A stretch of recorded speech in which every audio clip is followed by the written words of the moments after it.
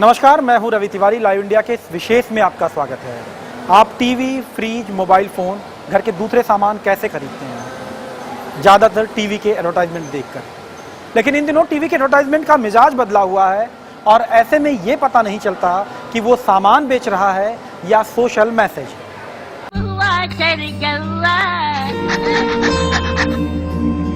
सारे हिंदुस्तान में कितना पानी बचेगा? ना कोई तुमियार, ना कोई पुरमी। सुर अलग है, तेवर और कलेवर भी अलग है। अब टीवी पर ब्रांड्स की लड़ाई कम ही दिख रही है। सर्फ एक्सेल दाग अच्छे हैं। चलो विज्ञापनों से सामान कम ही बेचे जा रहे हैं। स्क्रीन पर समाज सेवा के संदेश ज्यादा दिख रहे हैं, कहीं टेलीकॉम कंपनियों की तो कहीं आपके किचन और घर के जरिए। अब हिंदुस्तान में कितना पानी बचेगा? सर जी गुस्से में है, सेल्स के आंकड़ों से नाराज नहीं है। वो गर्म इसलिए है क्योंकि धरती गर्म हो रही है। पेड़ को काटकर पर्यावरण को खत्म किया जा रहा है और पेड़ नहीं बचेंगे जब तक पेपर नहीं बचेगा। अब पेपर कैसे बचाएं? कल तेरी बारी है। कंपनी सिम कार्ड बेचने से ज्यादा कागज बचाने के मुहिम में है। फिर चाहे घर हो, होटल हो, कॉलेज हो या कोर्ट, आइडिया कागज बचाने की गुहार लगा रहा है। और सबूतों को मद्देनजर रखते हुए बहन जी कोई पुराना अखबार आती पेपर हटो तो।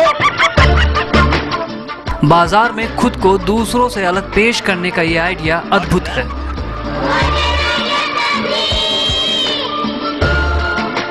इससे पहले आइडिया ने जाति धर्म से उठकर एक नया समाज बनाने का भी आइडिया दिया था।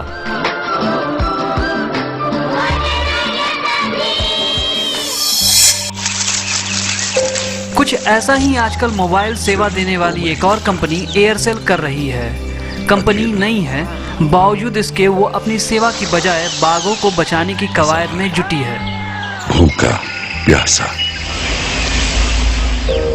इस कोशिश में उसके साथ महेंद्र सिंह धोनी है। Just 1411 tigers left in India. और बैचुंग भूटिया भी। I decided to join Save Our Tigers initiative. Won't you? भूखा प्यासा। टाइगर कप के जरिए एक प्रकार का larger than life image create करता है अपने बारे में, क्योंकि है तो खैर सेलफोन सर्विसेज कंपनी। जब मोबाइल सेवा से जुड़ी कंपनियां सेव एनवायरनमेंट की गुहार लगा रही हैं, तो मोबाइल फोन बनाने वाली क्यों पीछे रहे? एनिमल डॉक्टर बनूंगा। हट, एनिमल्स ही नहीं बचेंगे। नोकिया ने भी बहती गंगा में हाथ धो लिए। फोन की खूबियों की बजाय कंपनी रिसाइकलिंग पर ज्ञान बांट रही है। पर पेट्रोल नहीं बचेगा, पता है? तुम्हें बनूं क्या? स्मार्ट बन, फोन रिसाइकल करवा। ये जब हुआ चढ़ गया। यही नहीं, कभी बिजली का बिल बढ़ाकर बीपी तेज करने वाले आज टीवी पर बिजली बचाने की तरकीब बताते नजर आ रहे हैं। एसी जब कंफर्ट जोन में सेट करोगे, आराम मिलेगा, पैसा बचेगा, लगा लो वहीं घर घर में कपड़े धोने पहुंच चुका सर्फ चाहता है लोग पानी बचाए। इस कोशिश में वो दाग को भी अच्छा बताता है, क्योंकि उसे धोने के लिए सर्फ केवल 2 बाल्टी पानी का इस्तेमाल करता है। अगर आपके पास सर्फ एक्सेल क्विक वॉश है तो आप भी रोजाना 2 बकेट पानी बचा सकते हैं। 52% प्रोटीन। न्यूट्रेला की लड़ाई नॉन वेजिटेरियन प्रोडक्ट से है, लिहाजा उसका जोर शाकाहार पर है, इसलिए वो वेज की वकालत कर रहा है। प्यार बांटते चलो, प्यार बांटते चलो। और हाँ, खाने से याद आया, चिप्स अब केवल खाने की चीज नहीं रही, अब वो प्यार बांटने का तरीका भी है। प्यार बांटते चलो, प्यार बांटते चलो। वहीं कल तक चेहरे को मुलायम रखने का दावा करने वाला पॉन्ड्स अब घर में मिले जख्मों पर भी मरहम लगाने की कोशिश कर रहा है।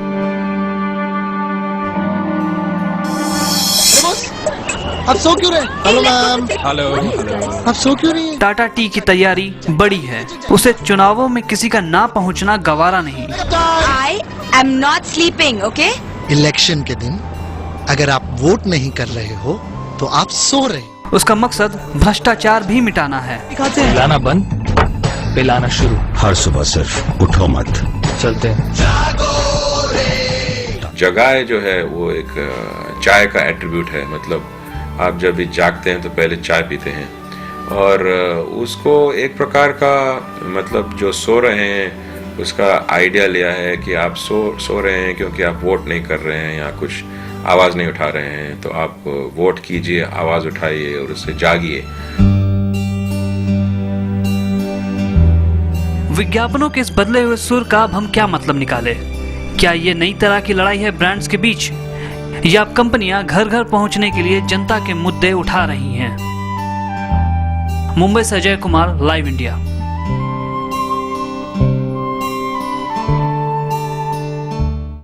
विज्ञापनों का अंदाज बदला है, डिज़ाइन बदली है, माहौल बदला है। फिलहाल वक्त है एक ब्रेक का। आगे देखते हैं भारतीय बाजार में चल रही एक अलग जंग का।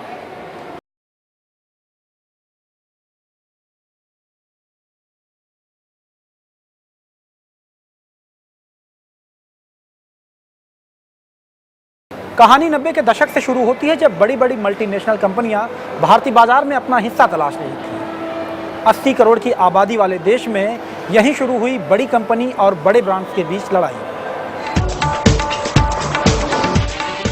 भारत में ग्लोबलाइजेशन क्या शुरू हुआ, देश के हाथों में दुनिया की सबसे बड़ी जंग शुरू हो गई। महासमर में देसी विदेशी कंपनियां आमने सामने हैं। बिकाऊ नामों की मोहक मुठभेड़ें देश में खूब लड़ी जा रही हैं।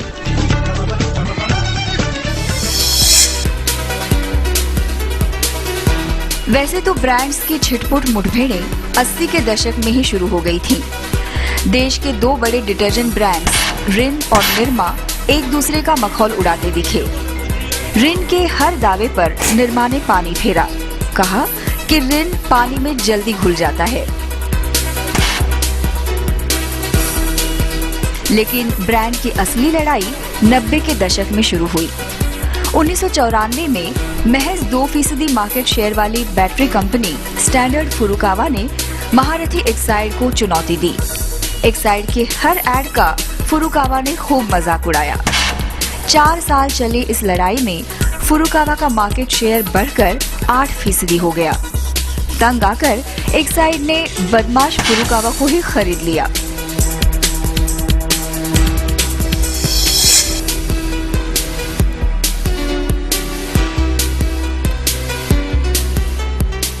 आप सोच रहे होंगे कि ब्रांड की लड़ाई में 1996 क्रिकेट वर्ल्ड कप का क्या काम, लेकिन यही वो मौका था जिसने इस लड़ाई की आग भारत में भड़काई। द ग्रेट कोला वॉर यहीं से शुरू हुआ।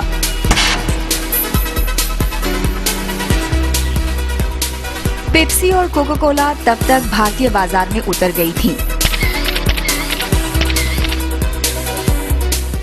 अमेरिका और चीन के बाद दुनिया के तीसरे सबसे बड़े बाजार पर कब्जा करने के लिए दोनों कंपनियों की रणनीति साफ थी। दोनों कोई मौका नहीं गंवाना चाहती थीं। लेकिन Coca Cola 1996 cricket world cup का ऑफिशियल स्पॉन्सरशिप हथियाने में कामयाब रही।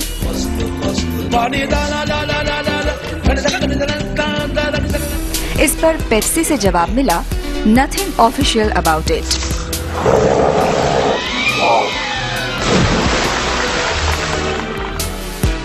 दोनों के बीच शह और मात का खेल अब भी जारी है।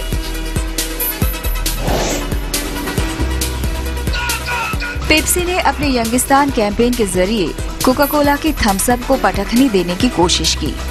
इस एड को मलेशिया में शूट करने में थम्स अप को 2 करोड़ खर्च आए।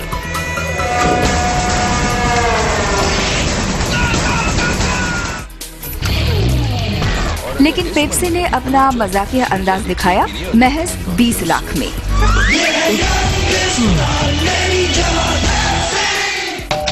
अब तुम कहां से आए हो? मैं। कोका कोला ने भी हिम्मत नहीं हारी। अपने एक ब्रांड स्प्राइट के जरिए पेप्सी को मुंह तोड़ जवाब दिया। ये है हिंदुस्तान मेरी जान, स्प्राइट, सीधी बात, नो बकवास। दरअसल ये लड़ाई इसलिए है क्योंकि देश में कार्बोनेटेड ड्रिंक का कारोबार फिलहाल 7,000 करोड़ है, जो साल दर साल बढ़ता ही जा रहा है। ऐसा नहीं होना चाहिए कि उससे एक्चुअली आप कंपेटिटर का रिकॉल बढ़ाएं, मतलब उस कंपेटिटर की ब्रांड का रिकॉल करें। और वो जो भी आपका ऐड देख रहा है, मतलब आप उसी की याद दिलाएं उनको, मतलब आप एक्चुअली पेमेंट कर रहे हैं और याद दिला रहे हैं अपने कंपनी की। महासमर बटर के बीच भी चल रहा है। आमने सामने है अटली बटली डिलीशियस अमूल और Nutrilite. Just like so yummy. Branded butter का बाजार 800 करोड़ के करीब है। 80% मार्केट पर कब्जा रखने वाला ब्रांड अमूल न्यूट्रलाइट के दावों को नेस्तनाबूद करने में जुटा है। सेहत के लिए बहुत अच्छा है। आज पहली तारीख है। मक्खन उड़ाने में चॉकलेट भी पीछे नहीं है। कैडबरीज और नेस्ले कंपनी एक दूसरे पर निशाना साध रही हैं। कैडबरीज लोगों से कुछ इस तरह चॉकलेट खाने की गुजारिश कर रही है।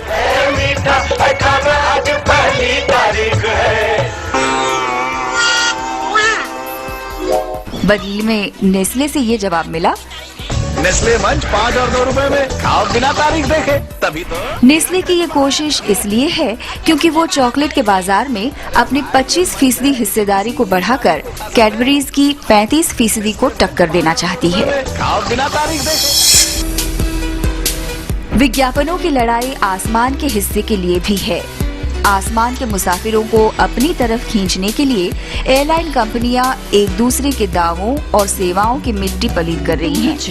सभी कंपनियां आसमान के सबसे बड़े टुकड़े का मालिक बनना चाहती हैं। So what if he doesn't fly India's most preferred airline? आप सिर्फ मजाक तब उड़ा सकते हैं जब जिसका विज्ञापन इतना बेहतरीन हो कि सबको याद हो। क्योंकि आप अगर किसी विज्ञापन का मजाक उड़ाएंगे और किसी ने देखा ही नहीं होगा और जिसको इंटरेस्ट नहीं होगा उसमें, तो मजाक ही नहीं रहा ना, फिर स्टूपिड हो जाएगा। तो मजाक तभी उड़ता है जब एक विज्ञापन बहुत ही सक्सेसफुल हो जाता है।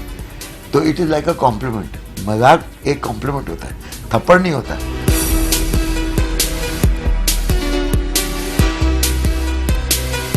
कई नाम से चल रहा है ये ad war. The cola war, the detergent war, the butter war, the chocolate war. किसे मालूम था कि थर्ड वर्ल्ड वॉर तीसरी दुनिया के बाजारों में लड़ी जाएगी। गोली, बम और बारूद से नहीं, बल्कि ब्रांड से। मुंबई से अजय कुमार, लाइव इंडिया। ये लड़ाई अब भी जारी है और तब तक जारी रहेगी जब तक मल्टीनेशनल कंपनियों को कोई नया और ठिकाना नहीं मिल जाता। वक्त है ब्रेक का। आगे बताएंगे भारतीय टीवी विज्ञापनों के सफर की कहानी।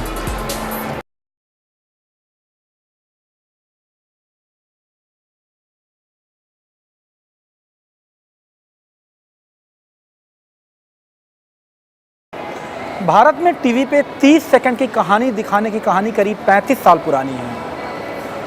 अखबारों से शुरू हुई और रेडियो के जिंगल से होते हुए टीवी तक आई। लेकिन हर दौर में कहानी का मिजाज बदला और उसमें क्रांति आती रही।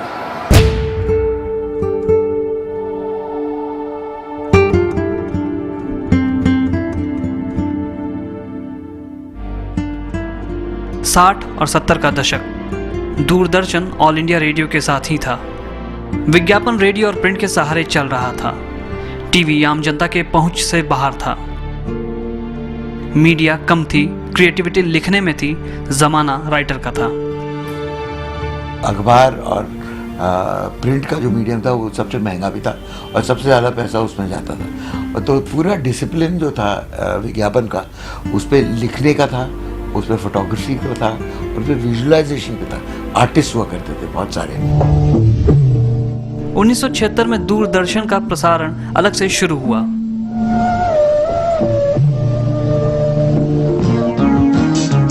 ये दूरदर्शन के शुरुआती दौर का विज्ञापन है। ब्लैक एंड व्हाइट के दौर में बिना बाजू का कपड़ा भी उत्तेजक मान लिया जाता था, लेकिन इस आधे काले और सफेद वक्त में इस ताजगी ने धमाल कर डाला। बिकनी वाले विज्ञापन ने क्रांति ला दी। विज्ञापन के जरिए औरत की साइकोलॉजी को छूने की कोशिश की गई थी।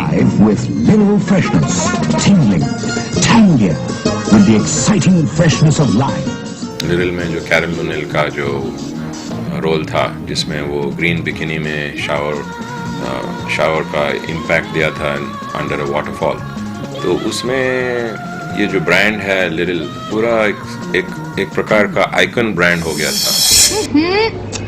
रवि। ललिता जी, ये पुरानी हाफ पैंट और चलेगी? जी हाँ। 80 के दशक में एशियाड अपने साथ रंगीन टीवी लाया। देश में मध्यम वर्ग बढ़ रहा था, इसलिए समझदारी की सलाह सबसे ऊपर थी और तभी ललिता जी पर्दे पर उतरी। इसलिए सर्फ की खरीदारी में ही समझदारी है। ललिता जी को इसलिए खड़ा किया गया था क्योंकि उस वक्त सर्फ को कम दाम वाले निरमा से खतरा महसूस हो रहा था। निरमा की सफेदी का मुकाबला तो शुरू हो गया, साथ ही शुरू हो गया मिडिल क्लास को सपने बेचने का दौर और बाजारवाद।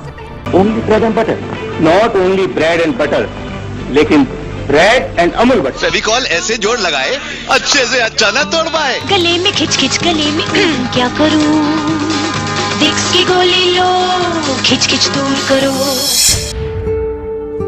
80 का दशक कई लिहाज से अहम था। देश को युवा प्रधानमंत्री मिला था।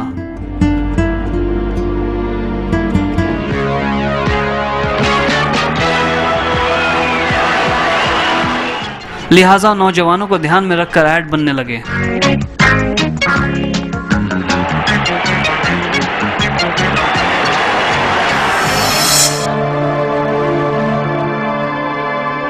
मिले सुर मेरा तुम्हारा। ये वही दौर था जब पंजाब में अलगाववाद और कश्मीर में आतंकवाद को पाकिस्तान हवा देना शुरू कर दिया था। तब विज्ञापनों की भाषा और भावनाएं बदली। राष्ट्रीय गौरव के साथ लोगों को एकता की पाठ पढ़ाई गई।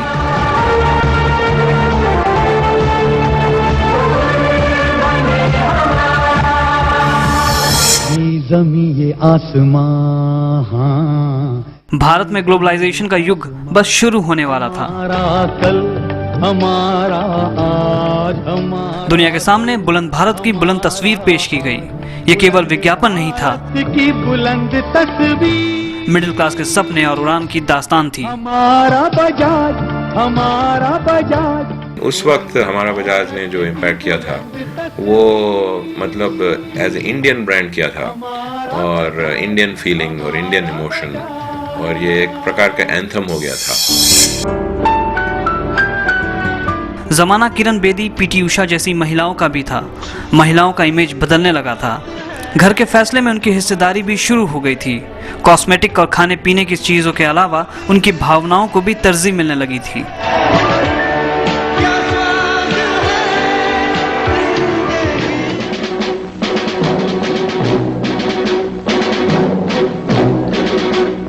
ग्लोबलाइजेशन के शुरू होते ही आम आदमी का सामान हीरो, हीरोइन और खिलाड़ी बेचने लगे। टीवी पर आम आदमी की बजाय सेलिब्रिटी दिखने लगे। इसके साथ ही विज्ञापन और फिल्म की दूरी सिमटने लगी।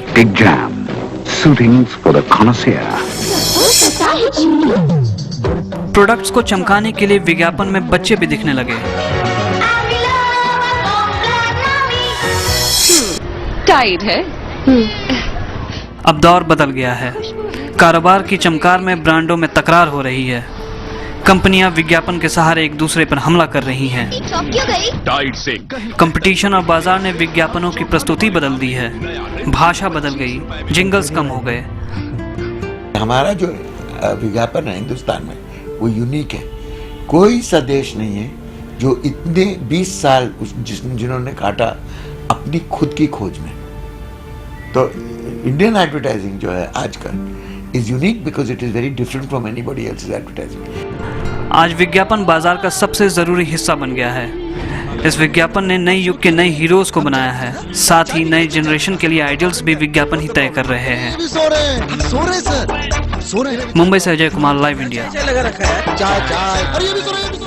इसमें कोई शक नहीं कि विज्ञापन आज सूचना देने के बजाय अपना बाजार तय करने में लगा है। हमारी इस विशेष पेशकश में बस इतना ही। बाकी तमाम खबरों के लिए देखते रहिए लाइव इंडिया।